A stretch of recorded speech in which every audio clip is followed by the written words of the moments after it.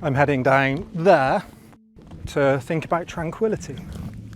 Recently, I've been feeling a bit stressed, a bit anxious. I went on holiday for 2 weeks, a long time, longest holiday I've had in a long time. And I realised how difficult it is to switch off. Your mind is just in this habitual mode of doing what you normally do. And I think that gets worse as you get older. So I returned to the Stoics and I've been reading Seneca's of Tranquility of Mind, a dialogue with his friend Serenus. And it's probably my favourite Stoic text. So I thought I'd talk briefly about it today. Serenus has all these anxieties and stresses and problems, and he sees people with ambitions everywhere.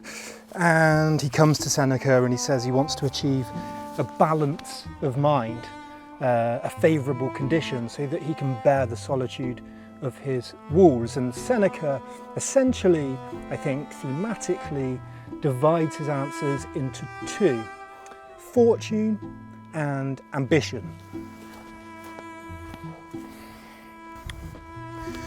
Now, in one sense, Seneca gives the usual Stoic answer of things being down to fortune, that there are many things out of our control, and whether we're rich or poor, whether we're wise or foolish, things are going to happen throughout our lives, throughout our days, that we cannot account for, that we cannot control.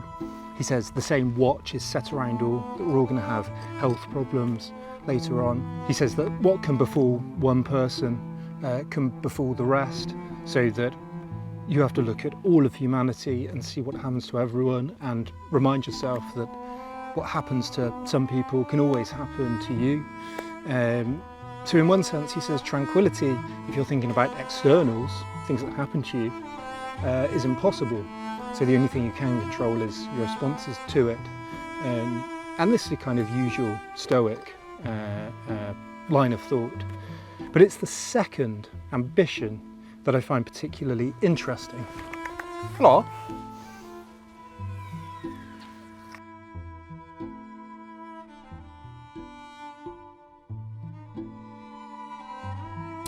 Because I've been critical of this first part of Stoicism before. I think it's its biggest flaw.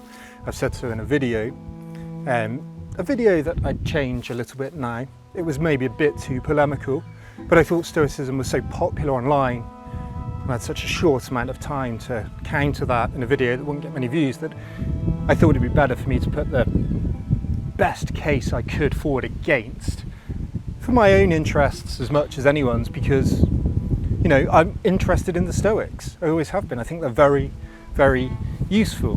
But the issue with that first part, control, I hope this isn't too windy, is that I think it's very difficult to delineate very effectively what's in our control and what isn't in our control, and when things are in our control and when things aren't, and when to think about things that are in our control immediately but might be in the future.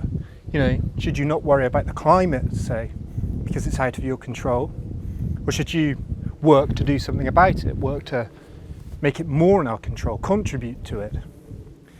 And I think it's this second part, and it's not a text with two parts, but these are themes running through. It's in this second part that Seneca talks about ambition. And I think that's where he's thinking through the issue of sending things into the far distance of our mind. I think Seneca thinks of ambition as going into the future, wanting to do something great, something really good, to achieve things. And I think he thinks that's fine, except what you should do is focus your attention on the things that are present. You should want to read lots and make amazing things and contribute to the world. But you should focus on these things one step at a time. He says, in my favourite quote, that you should compress your affairs into a small area so that missiles fall short. And I like this because it kind of says, yes, you can go into the future. Yes, you can think about big things, big projects, big ideas, big problems. But when you wake up in the morning, think about what you're going to focus on that day, the few things, and focus intently, passionately, meticulously on them. And I think this is a good message, and I think it points to a way out of that dichotomy of control problem. It's kind of structural. You say you can control this, but you can't control that. I think with this, it's more of a gradient of control. You can say, yes, I want to help improve the planet, but what can I do today that's going to contribute to the bigger picture tomorrow, next week, next month, next year, for more and more people in a bigger and bigger, more expansive world. And I think that's a really nice way of looking at Stoicism. You can focus on the things that you can control, but you can look out the window too. You can look far into the distance. Just remember to come back. This is a good spot for lunch.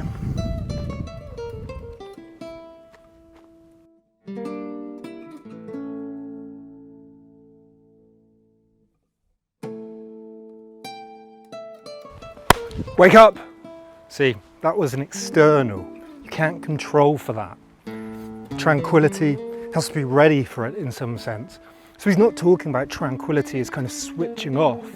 He's talking about a kind of in the world tranquility, a preparedness, a going through your day with steady calmness, doing things but ready for things. I like that.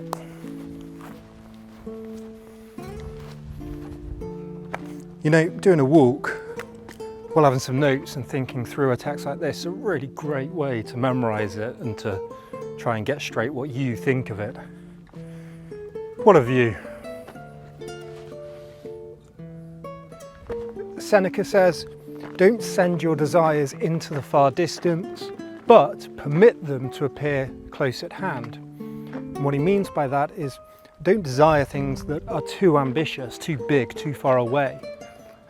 Too difficult to achieve on your own. Don't desire to fix world hunger or achieve world peace, but that doesn't mean that you can't desire to contribute towards it, to take a step on the journey with other people towards doing it. It doesn't mean that you can't desire to contribute to these big things, but just look at the smaller picture each day. Take each day, each step as it comes.